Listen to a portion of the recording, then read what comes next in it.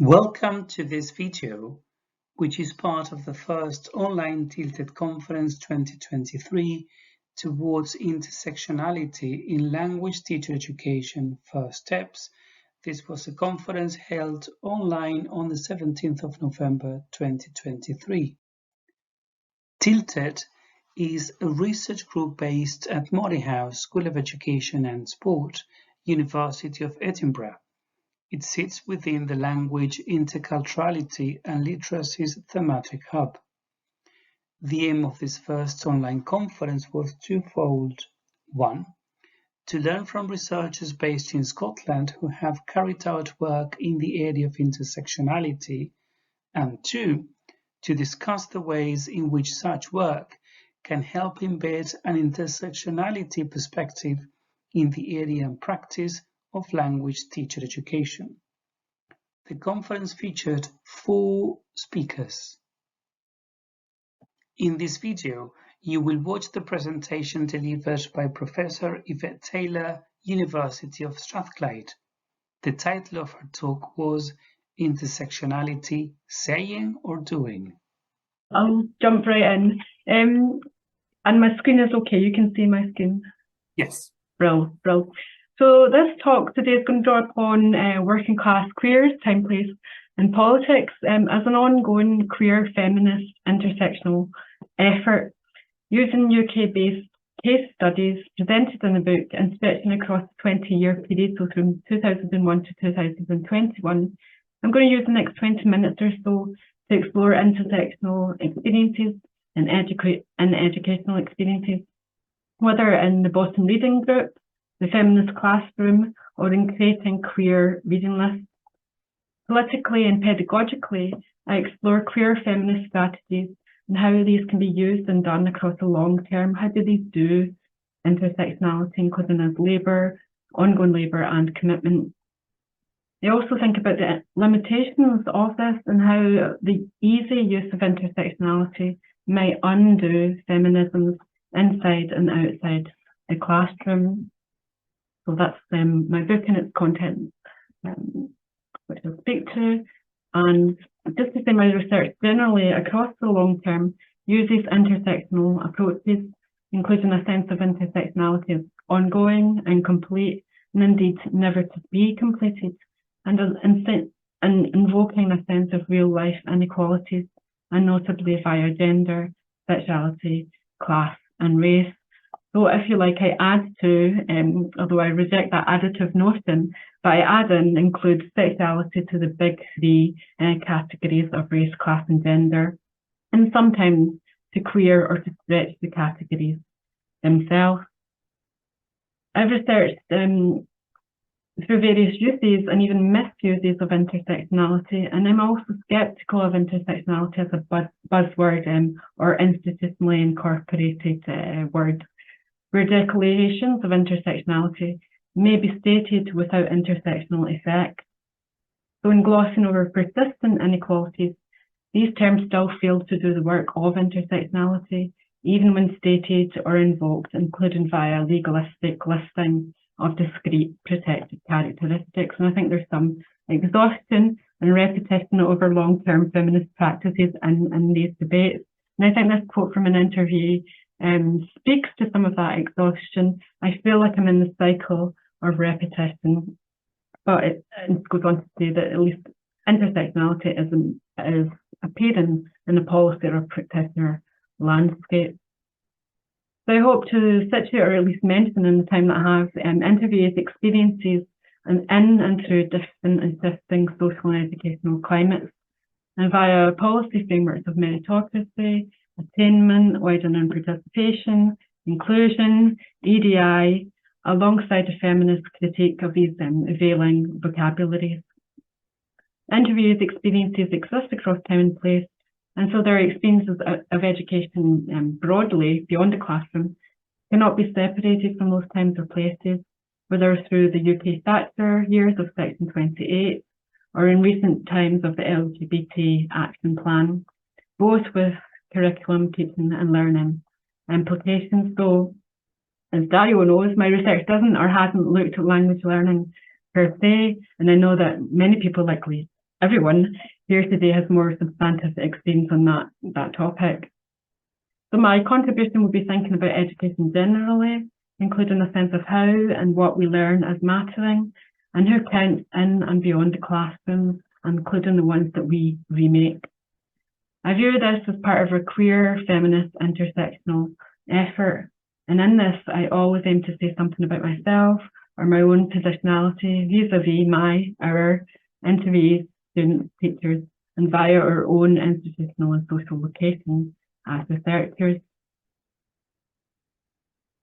So first, to turn to the idea of the bottom reading group, a place or a designation which I deploy in the book to tell my own schooling story, but it's something which interviewees, over 250 interviewees, frequently mentioned in terms of their own educational experiences, and as a class, gendered, racialized location, so often bilingual speakers were misrecognised as English second language readers, and so put in the bottom reading group. Here, rather differently, Cathy is telling a class story through the example that she received a book and she said in her accent, "There is a dirty great hole in my book." And he just looked at me and went, "Catherine, the hole is," that's misspelling on my part, "the hole is neither dirty nor is it great." I didn't speak again for the next 3 years. He talks about that as a silence and experience. I'm not going to announce it in terms of sexuality. I'm not going to draw attention to myself. So the educational journey which Cathy describes resonates somewhat with my own in terms of getting by and keeping my mouth shut in educational spaces, from the school classroom to university settings, that reward fluency and instruct the working class student to be quiet, to fit in, or to speak up and participate, often constituting shameful shaming processes rather than encouragement. As books are passed around, some are left with a sense that this material is not for us, and that there are costs as well as credentials in learning. As an example of data gathered and real life lived, this is a familiar story. It's one of possibilities and impossibilities of negotiating different, unequal terrain.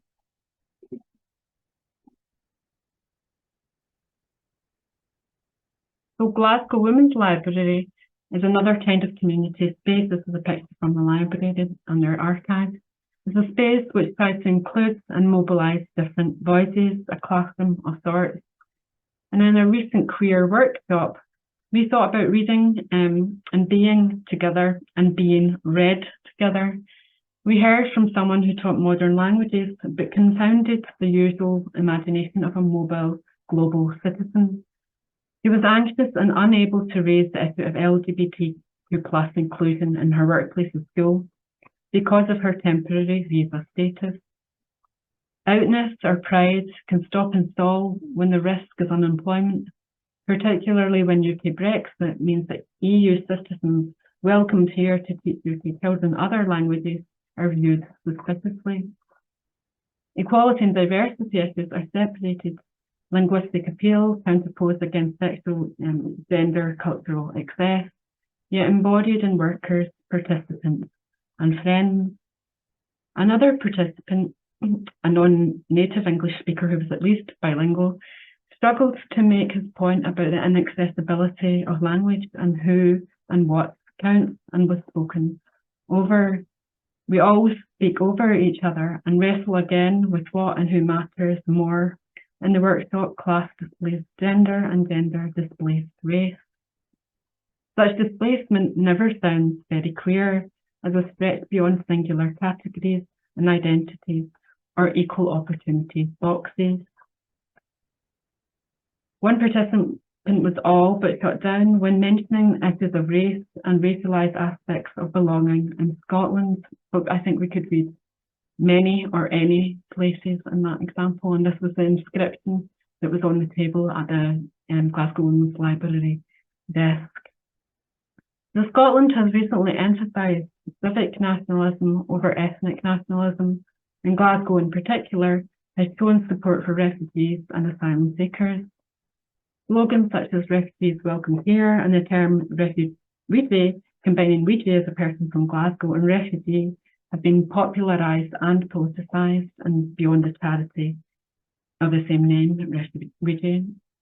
The charity's website declares we're all for somewhere, mixed in the global and the local. But this mix arguably stands in contrast to the reality of Scotland as overwhelmingly white, and whiteness as the overwhelming reality.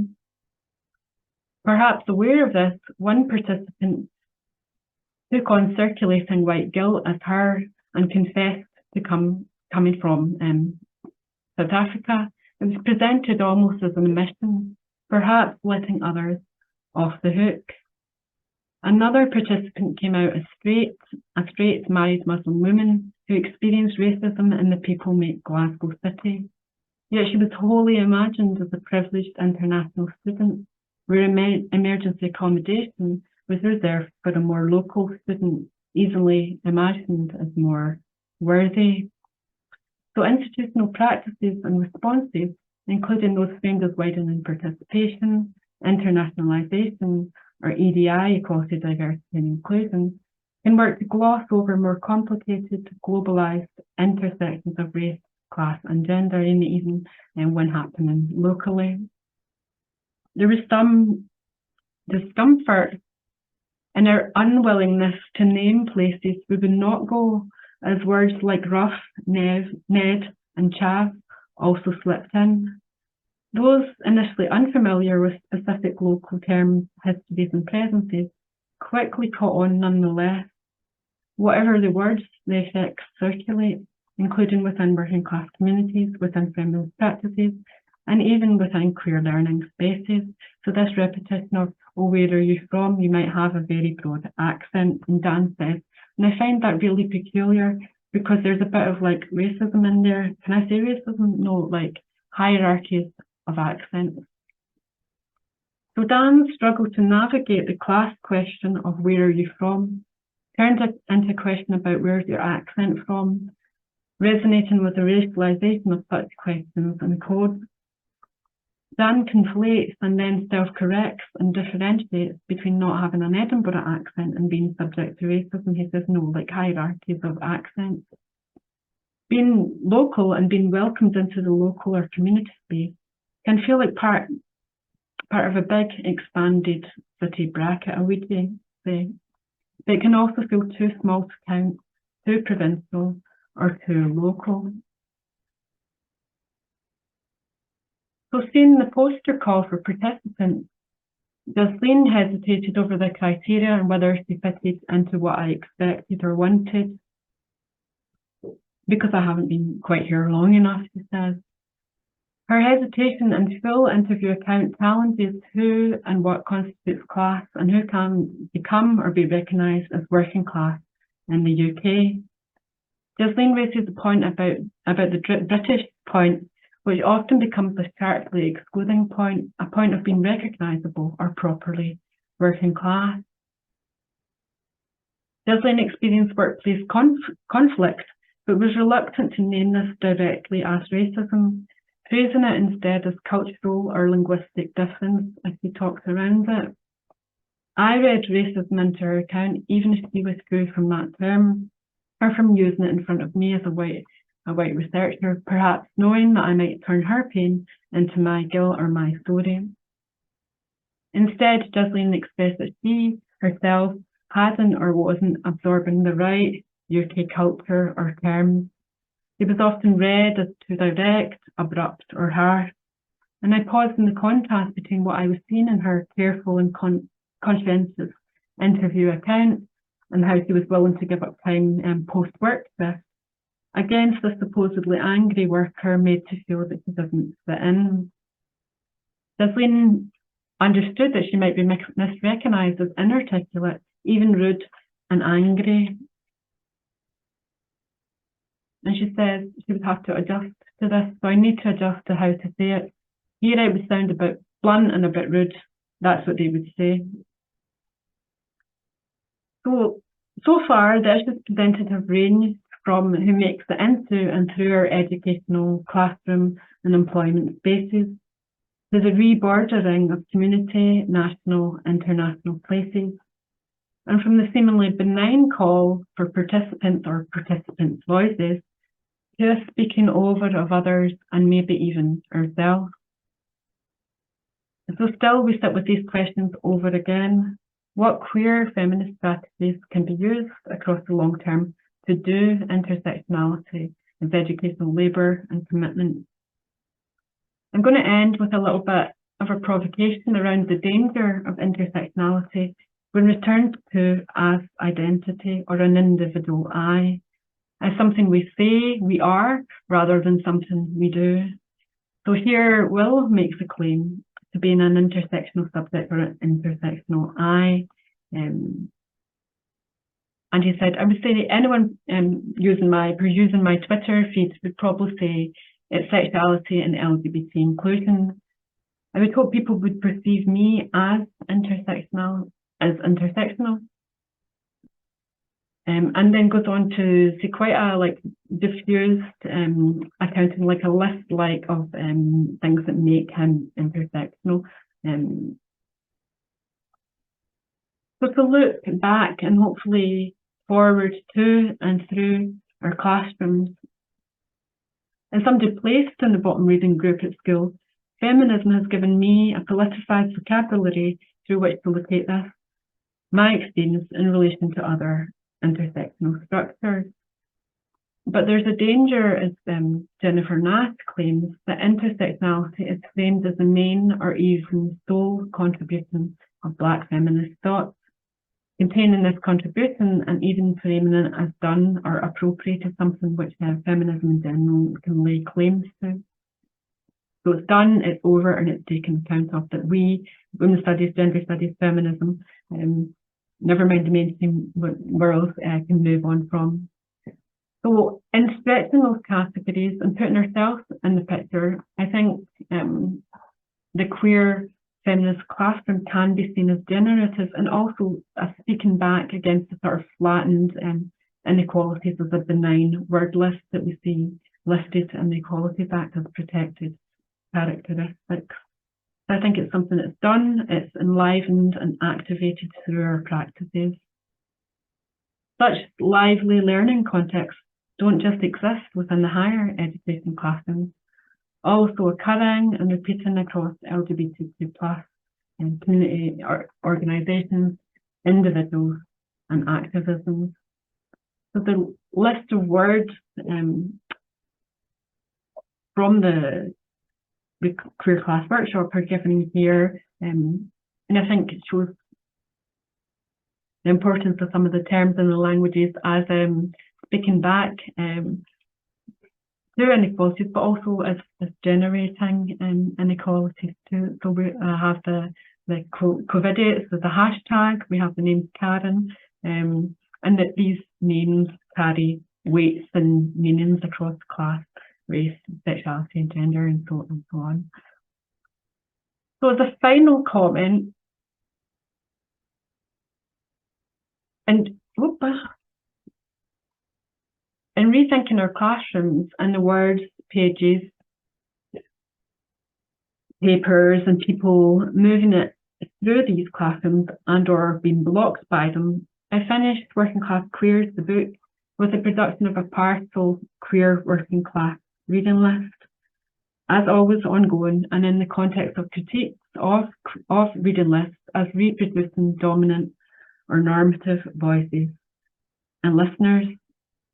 As an act of doing intersectionality, as ongoing labour, I'm going to end with this reading list produced moving from the bottom reading group to the queer feminist classroom. So this is a provocation at the back of the book, and this is